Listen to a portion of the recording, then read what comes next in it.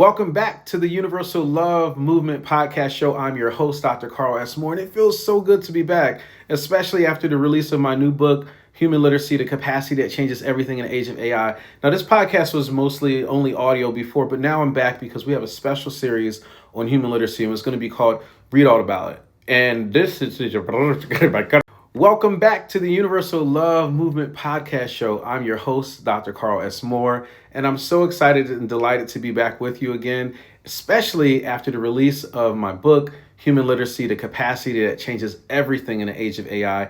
And what we're going to do for the special series on human literacy, is we're going to do something called Read All About It. And READ stands for the READ method, which is central to the book. It's R, the recognizing, E, examining, A, aligning, and D, deciding when it comes to yourself, what you're thinking, what you're feeling, and being more self-authored and being a self-sovereign person with agency. So I'm going to take one field and one sector, and I'm going to share some notes of real conversations that I've had and some potentially hard questions. Hard is relative, or questions that have been, I think will be really good to share with you. And you're going to learn a little bit about me, a little bit about that world, and you're going to learn about how human literacy can show up in your world.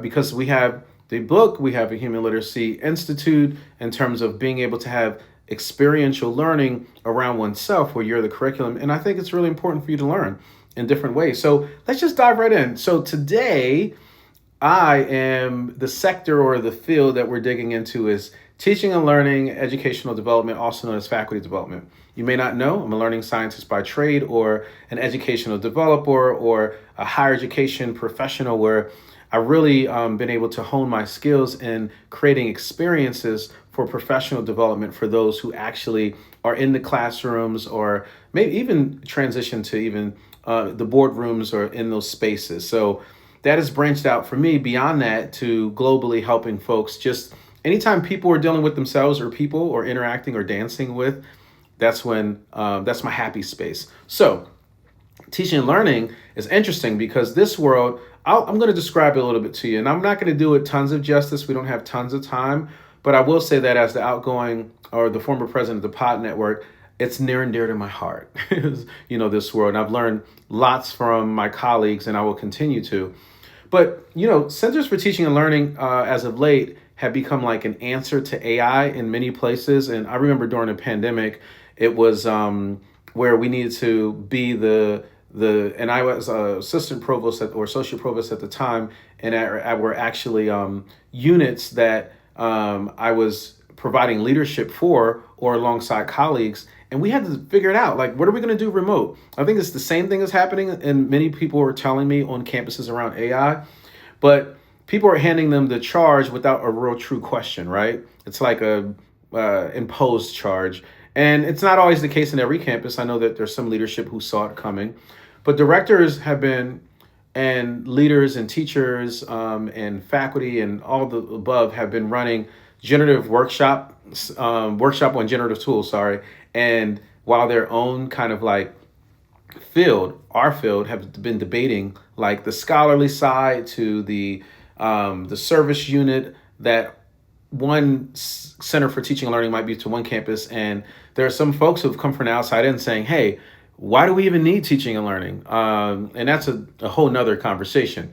But I am excited because some of the responses that I've been getting to human literacy has been really, really important. So first and foremost, before I get into this, teaching and learning is essential. Any field needs individuals who actually are going to continue to polish, refine, train, and develop those who do anything. And teaching and learning is no different. And learning by doing is one thing, but you can't see your own forehead, right? Or you can't see the back of your head. Having facilitation and having others outside of you who actually study that deeply is an important piece. So that just applies everywhere, and it definitely applies in teaching and learning. So now that that's taken care of, I'll say this. Here are some hard questions that hard is relative, or some questions that people have asked.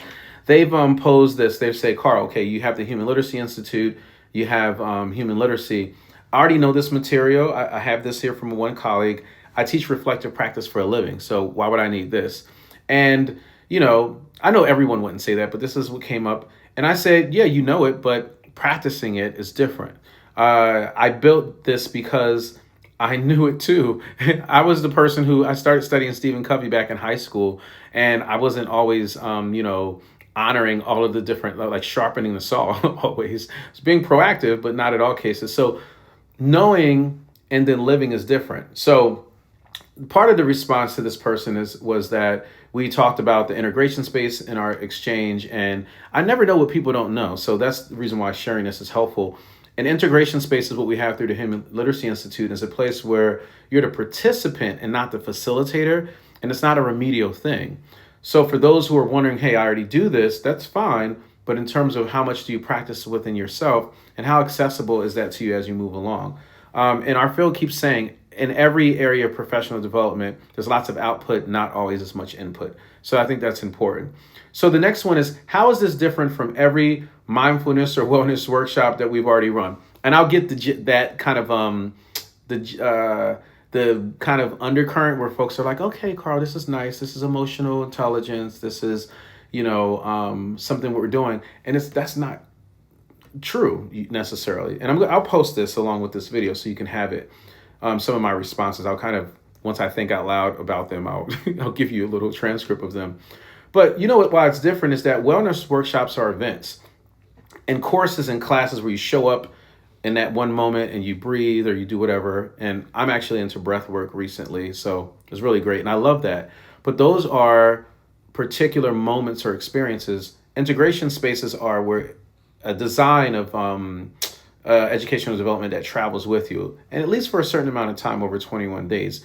And that's the model. It's where it's drawing from the inside out, where you're the curriculum and you're aiming your cognitive and somatic at different domains or different areas of understanding. So that is why that's a little different, but not saying that they don't have the same roots. But when we look at the READ model, and I put this in my message to this person, this is grounded in science and all practice, that I've actually had over myself. So it's lived and tested. The recognize is the polyvagal theory, as you may imagine.